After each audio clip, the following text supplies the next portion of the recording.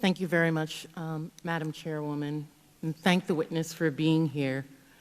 Mr. Dejoy, first, before I have that discussion with you, my line of questioning, hearing my colleague just a little earlier talking about abuse of power was just such an outrageous statement, and what he said was an abuse of power.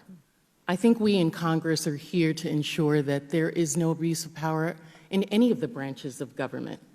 And when he talks about the collusion, we see that when the Senate Republicans finally get off of their butts and do their job, eventually there is corroboration to some of the work that happens here in the House.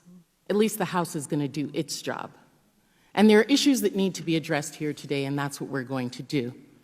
So, Postmaster Dejoy, your General Counsel, Thomas Marshall, said, "We are currently unable to balance our costs with available funding sources to fulfill both our universal service mission and other legal obligations." That letter went on to outline a number of drastic operational changes that are being attempted to implement in the name of cost cutting. You have spoken here today about the measures that need to take place. And in one instance, you're saying how you want to get those done. And then I also hear you saying as if it was not you or you're not responsible for the changes that have been made.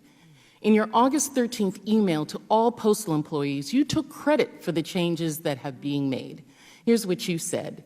You took credit and you said also, "Unfortunately, quote, this transformative initiative has had unintended consequences that impacted our overall service levels." That was your email. Is that correct, Mr. Dejoy? It sounds like it. Okay. And as a transformative initiative, it's fair to say that these changes were intended to have a meaningful impact. Is that correct? Yes, ma'am. And these changes are happening across several states and across the country.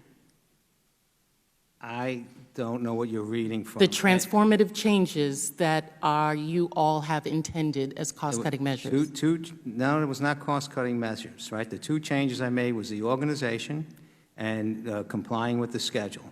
And those right, transformative initiatives have happened across states, several states? Every state a truck moves in, yes. Okay, so that would be several states, yes. Thank you. I have a slide that I'd like to show about first-class mail. If you can see from the slide, this is a U.S. Postal Service slide. It discusses the pre-sort first-class mail. It appears that there's been a decline since July. This slide reflects nationwide numbers. Would you agree with that, Mr. Dejoy? Yes, it does. And clearly, an 8% drop in one-time mail is a meaningful impact, and the headlines from across the country that the committee has collected show how widespread these delays are. Would you agree that there are delays presently? There are delays, yes. Thank you. I know in my own district, which relies heavily on the mail because we cannot drive to different big boxes or other locations being an island, Leona Blake, her Cigna prescriptions usually take 3 to 5 days, have taken 2 weeks. Shannon DeSig, who runs a small retail store on St. John, usually 10 days max for priority, which is kind of long for priority, but we are an island, and now takes weeks. Ivan Jacobs, priority mail, typically takes 4 days. It's now taking 12 days. Sherilyn Stapleton, summer college program items have disappeared. It goes on and on and on.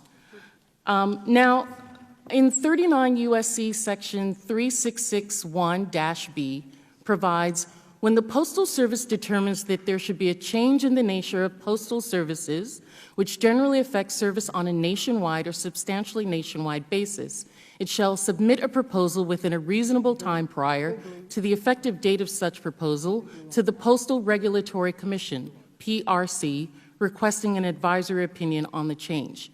Now, you have agreed with me in previous questions that this has been a change that has substantial nationwide basis.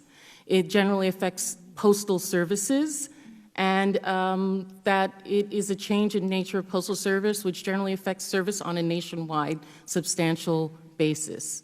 Have you, sir, submitted a request for an advisory opinion to the Postal Regulatory Commission? A request for an advisory opinion on asking the organization to adhere to their transportation schedules is not required I didn't ask you about the transportation schedules. That's I the only asked you, change. That's the only change that I'm... if I may finish my statement, sir, I'll let you finish yours.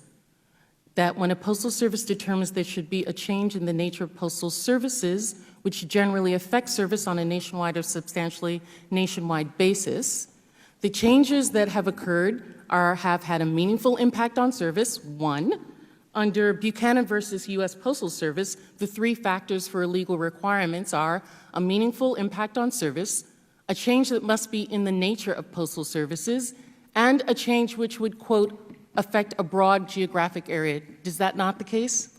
The gentlelady's time has expired. The gentleman may answer. Thank you. The change that was made was not expected to have the impact it had for the duration of the period that it had, but it also did not contribute to 10 and 12 and 2-week delays. Mail that was processed that didn't make it on the truck would have gone on the next truck. If you looked at that chart, you would see that as soon as we went into day +1, we were back up into the 90 percentile. There are other factors that are contributing to excessive delays throughout the country for these longer delays. Yes, COVID, Yes, ma'am. as well as others, and the fact that The you would gentlelady's institute time has these expired. impacts after that has happening to this country really The gentlelady's questions time your has logistical expired. expertise. We